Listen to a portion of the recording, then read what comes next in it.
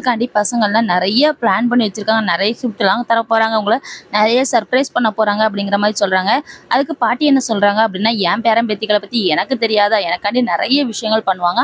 ஆனா இந்த வாட்டி என் பேரன் பேத்திகளுக்காண்டி நான் ஏதாட்டு செய்ய போறேன். எனக்கு பிடிச்ச மாரி யாரு கிஃப்ட் தராங்களோ, அவைகளுக்கு நான் பெரிய பரிசு ஒண்ணு வச்சிருக்கேன் அப்படிங்கிற மாரி சொல்றாங்க. இன்னொரு பக்கம்னா நம்ம முத்துவும், மீனாவும் என்ன நெனச்சிருப்பாங்க அப்படின்னா, பாட்டியோட பிறந்த நாளைக்கு நம்ம நகையெல்லாம் மாத்தி நம்ம பாட்டிக்கு ரெட்டை வாடை செயின் வாங்கி குடுக்கணும் அப்படின்னு நெனச்சிருப்பாங்க. ஆனா அதுதான் சொதப்பல்ல முடிஞ்சுட்டே. கவரிங் நகைய குடுத்து வச்சிருப்பான் மனோஜ். அதனால அவங்களால செயின் வாங்க முடியாம இருக்கும். இப்ப நம்ம முத்துவும், மீனாவும் என்ன கிஃப்ட் குடுக்க போறாங்கன்னு தெரியல.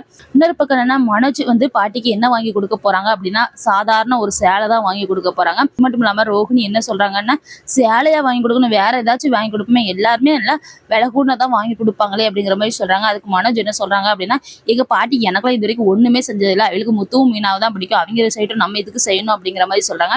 இன்னொரு பக்கம்னா நம்ம ரவி வந்து என்ன கிஃப்ட் கொடுக்க போறாங்க அப்படின்னா, அவர் கையாலேயே கேக் செஞ்சு கொடுக்கலாம் அப்படின்னு சொல்லிட்டு இருக்காங்க. இன்னொரு பக்கம்னா சுருதி என்ன செய்யலாம் அப்படின்னு இருக்காங்க அப்படின்னா, பாட்டிக்கு மொபைல் வாங்கி கொடுக்கணும், பாட்டிக்கு மொபைலை எப்படி யூஸ் பண்ணணும்னு சொல்லி கொடுக்கணும் அப்படின்னு சொல்லிட்டு நினைக்கிறாங்க. நம்ம முத்துவும் மீனாவும் தான் என்ன கிஃப்ட் கொடுக்க போறாங்கன்னு தெரியல.